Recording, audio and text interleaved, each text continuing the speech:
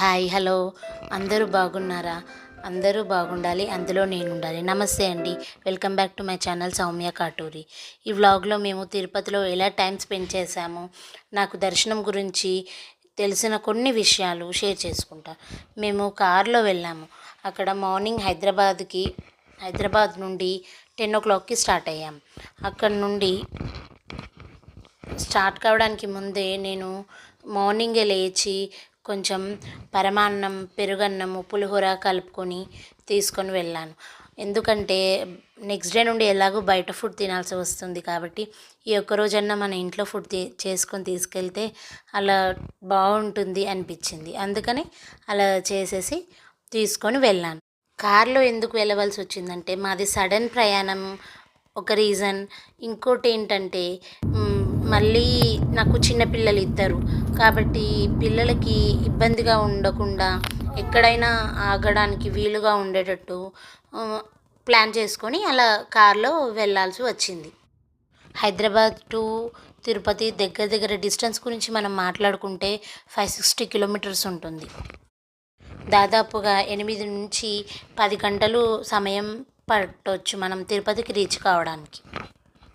10కి స్టార్ట్ అయినాం కాబట్టి మార్నింగ్ నైట్ మ్యాక్సిమం 8 or 10 అవుతుంది అని ఎక్స్పెక్ట్ చేశాం. చలికాలం కాబట్టి పిల్లలకి స్వెటర్లు, దుప్పట్లు అలాంటివన్నీ తీసుకొని వెళ్ళాం. ఎలాగో చల్లగా ఉంటుందని మనకు ముందే తెలిసిన విషయమే. కానీ వెదర్ మాకు కొంచెం సహకరించలేదు. ఏ నిమిషానికి ఏమి జరిగినో ఎవరికి తెలియదు కదా. కాబట్టి మేము ఉన్న దాంట్లో ఎలా అయినా వర్షం కూడా ఎంజాయ్ చేయొచ్చు అని ఊహించుకుంటూ మంచిగా ప్రయాణం కొనసాగించడం జరిగింది. అక్కడికి రీచ్ అవ్వడం ఒక ఎత్తు అయితే దర్శనం కావడం ఇంకో ఎత్తు. మంచి చూడండి ఎలా ఉందో. అసలు కావాలన్నా నేను ఈ క్లిప్ తీసి మీకు చూపిద్దామని పెట్టాను. ఆల్మోస్ట్ 10-11 దాటిన తర్వాత కూడా అసలు చాలా చల్లగా ఉండి అసలు బయట ఏమీ కనిపించకుండా చాలా భయంకరంగా ఉంటుండే అండి ఆ సిచ్యువేషన్. అది చెప్తే తెలియదు, అసలు చూస్తేనే అర్థమవుతుంది. ఇలా పక్కన మనం కార్లో వెళ్తుంటే ట్రైన్ వెళ్తూ ఉంటే మా పిల్లలు చూసి ఎంజాయ్ చేశారు బాగా. చూస్తుండగానే మేము తిరుపతికి రీచ్ అయిపోయాం. ఆల్మోస్ట్ టైం 8 అయిందండి. బట్ దర్శనము అవన్నీ ఈ టైంలో మనకు కుదరదు కాబట్టి నెక్స్ట్ డే మార్నింగ్ వెళ్దామని వెళ్ళే దారిలోనే ఒక రూమ్ బుక్ చేసేసుకున్నామండి. అక్కడ దగ్గరలో కింద రైల్వే స్టేషన్కి దగ్గరలో ఒక రూమ్ దొరికితే దాన్ని బుక్ చేసేసారు మా వారు. బుక్ చేసేసుకొని వెళ్ళి అలా రూమ్లో రెస్ట్ తీసుకుందాము, నెక్స్ట్ డే మార్నింగ్ పైన అలా అన్నీ చూసేసుకోవచ్చు అని ఎక్స్పెక్ట్ చేస్తామండి. మా రూమ్ చూడండి, ఇలా సింపుల్గా ఒక బెడ్, డబల్ బెడ్ ఇచ్చారు, ఒక బాత్రూము, చిన్న డైనింగ్ ఏరియా అండ్ ఒక చిన్న బాల్కనీ లాంటిది ఇచ్చారు. మా బాబు చూపిస్తున్నాడు. సింపుల్గా చాలా బాగుంది. అక్కడ వాళ్ళు 1700 to 3000 కాస్ట్ చేశారు ఆ రూమ్కి. బట్ మార్నింగ్ టిఫిన్ మేము ఇస్తామని చెప్పడంతో ఓకే అనేసాం మేము. నెక్స్ట్ డే మార్నింగ్ అక్కడ నుండి కొండపైకి ఎక్కడానికి రెడీ అయ్యి ఫ్రెష్ అప్ అయ్యి రెడీ అయ్యి వెళ్ళిపోయామండి. కొండపైన అలా చూస్తుంటే ఎంత ఆహ్లాదంగా, చాలా ఆనందంగా, రాత్రి మేము వచ్చిన ప్రయాణం గురించి అసలు మొత్తం మర్చిపోయాం. అంత బాగుంది. అటు ఎండ లేదు, ఇటు వర్షం లేక చాలా చాలా వెదర్ చాలా బాగుంది. అసలు మేము అసలు ఎక్స్పెక్ట్ చేయలేదు ఇంత బాగుంటుందని. వెళ్ళేటప్పుడు వర్షం పడుతుంది అని అనుకున్నాం. చూడండి అక్కడ పైనుండి వాటర్ ఫాల్ ఎలా కనిపిస్తుందో. ఇలా కొండ మీదకి ప్రయాణం మెల్లగా స్టార్ట్ అయిపోయాము. వాళ్ళన్నీ చెకప్ చేసి బ్యాగ్స్ బండి లోపల ఏమైనా ఉన్నాయా అని పోలీస్ వాళ్ళు చెకప్ చేసుకున్న తర్వాత, సెక్యూరిటీ చెకప్ అయిపోయిన తర్వాత మెల్లగా కొండపైకి స్టార్ట్ అయిపోయాం. అక్కడ ఆల్రెడీ తిరుచానూరులో అమ్మవారి తిరునక్షత్రం, అమ్మవారి బ్రహ్మోత్సవాలు అవుతున్నాయి కాబట్టి చాలా రష్ ఉంటుందని మేము ఎక్స్పెక్ట్ చేసాము. ఆ రోజు లాస్ట్ డే అంటండి, 6th December లాస్ట్ డే కావడంతో జనాలు చాలామంది తిరుచానూరులోనే ఉన్నారు. పైన ఎక్కువ జనాలు లేరు. అది మా అదృష్టం అండి. పైన రూమ్ అసలు దొరకదు అని అనుకున్నాము. బట్ మా అదృష్టం కొద్దీ మా ఆయన వాళ్ళ ఫ్రెండ్ మాకు టికెట్స్ ఇప్పడంతో అలా వెళ్ళిపోయి దర్శనం చేసుకొని ఆ నైట్ అలా స్పెండ్ చేసుకొని నెక్స్ట్ డే జపాలికి వెళ్ళాం. నెక్స్ట్ కమ్మింగ్ బ్లాగ్స్లో జపాలి, పాప వినాశనం, శ్రీవారి పాదాలు అలా పైన ఏవేవి ఉంటాయో అవన్నీ కవర్ చేసి మీకు చూపిస్తాను. నా ఛానల్ నచ్చినట్లయితే ఇప్పుడే నా ఛానల్ని సబ్స్క్రైబ్ చేసుకోవడం మాత్రం మర్చిపోవద్దు. అలా సబ్స్క్రైబ్ చేయడం వల్ల నేను పెట్టే ప్రతి వీడియో మీకు నోటిఫికేషన్ రూపంలో వస్తుంది. పక్కనే ఉన్న బెల్ ఐకాన్ని కూడా ప్రెస్ చేయడం మర్చిపోవద్దు. మెల్లగా ఇక పైకి వెళ్ళడం స్టార్ట్ అయ్యాము. కొండపైకి ఎక్కుతుంటే ఆ పక్కన ఉన్న చెట్లు, ఆ వాతావరణము చూస్తుంటే డివోషనల్ ఫీలింగ్ వచ్చేస్తుంది. ఆ మైండ్లో ఎన్నో రకాల పాటలు, ఇంకా గోవిందనామాలు ప్రతి ఒక్కటి తిరుగుతూ ఉంటాయి. అక్కడ వెళ్తున్నప్పుడు ఎంత హ్యాపీగా ఫీల్ అయ్యామో. చాలా డేస్ తర్వాత 2 ఇయర్స్ తర్వాత మేము అక్కడికి వెళ్ళాము. కాబట్టి ప్రతి ఒక్క దాన్ని మేము చాలా ఎంజాయ్ చేసాము. తిరుపతి అంటే మనకి ఎంతో ఇష్టమైన, అందరూ కొలిచే ఆరాధ్య దైవం ఆ వెంకన్న. ఏడుకొండలవాడు మనల్ని అందరినీ చల్లగా చూడాలని నేను మనస్ఫూర్తిగా కోరుకున్నాను. మనం తిరుమలలో దర్శనం చేసుకునే మెయిన్ టెంపుల్ని ఆనంద నిలయం అని అంటారు. మనం ఏదైనా కోరిక కోరుకొని మనసులో అక్కడ అనుకుంటే అది తప్పకుండా ఖచ్చితంగా 100% నెరవేరుతుందని అందరి భావన. కానీ మనం ఎప్పుడైతే బయట అనుకొని మనం అందులో లోపలికి వెళ్ళామో అది మనం ఆటోమేటిక్గా మర్చిపోతాము. అదే ఆనంద నిలయం అంటారు. అదే మనం ఏడుకొండల వారిని దర్శనం చేసుకున్న తర్వాత ఎప్పుడైనా అసలు ఆనందంతో అసలు మనం ఏం చేస్తున్నామో, ఏం మాట్లాడాలనుకున్నామో అన్నీ మర్చిపోతాము. అదే ఈ తిరుపతి వెంకన్న యొక్క గొప్పతనం. చాలా పైకి రీచ్ అయ్యేసరికి మాకు దగ్గర 28 to 30 minutes పట్టింది. దారిలో వెళ్ళేటప్పుడు పక్కన చెట్లు, ఆ కొండలు చూసుకుంటూ బాగా ఎంజాయ్ చేసుకుంటూ వెళ్ళాం. అక్కడ కొన్ని కోతులు కూడా కనిపించాయి మాకు. కొండపైకి వెళ్ళేటప్పుడు మనము అక్కడ బోర్డ్స్ మీద గోవిందనామాలు రాసి ఉంటాయి. మనం వాటిని అన్నింటినీ చదువుకుంటూ వెళ్తే మనకు ఎంతో పుణ్యం లభిస్తుందని నా ఫీలింగ్.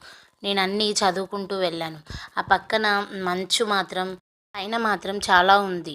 ఎందుకంటే కొండ కింద కన్నా కొండ పైన అది హైట్ ప్రదేశం కాబట్టి చాలా ఉంది. అందులో వెదర్ కూడా ముందు రోజులు వర్షాలు పడి ఉండడం వల్ల కొంచెం మంచు తీవ్రత ఎక్కువగానే ఉంది.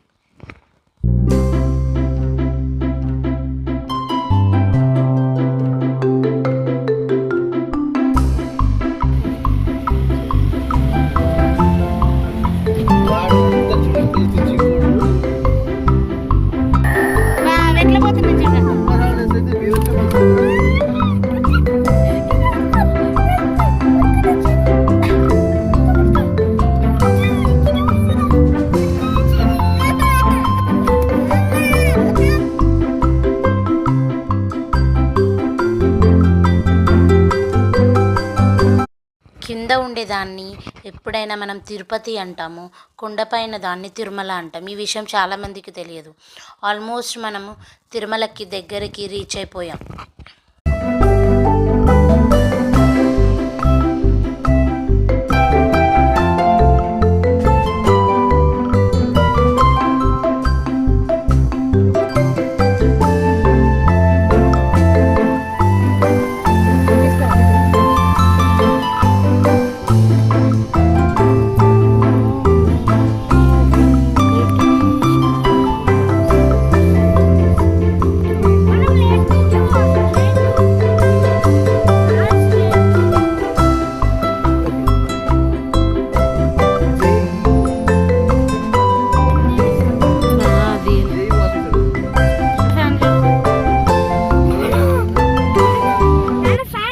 ఇక్కడ నుండి మనము లోపలికి వెళ్ళినట్టయితే ఈ కమాన్ దగ్గర నుండి మనకి హోమం టికెట్స్ ఇస్తారు.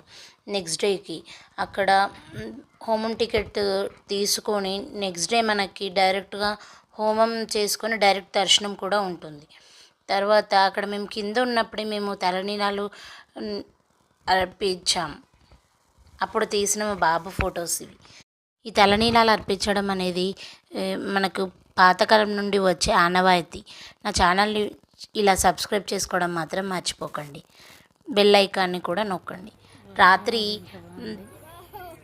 తిరుమలలో ఎలా ఉంటుందో ఓ చిన్న వీడియో క్లిప్ తీశాను చూడండి.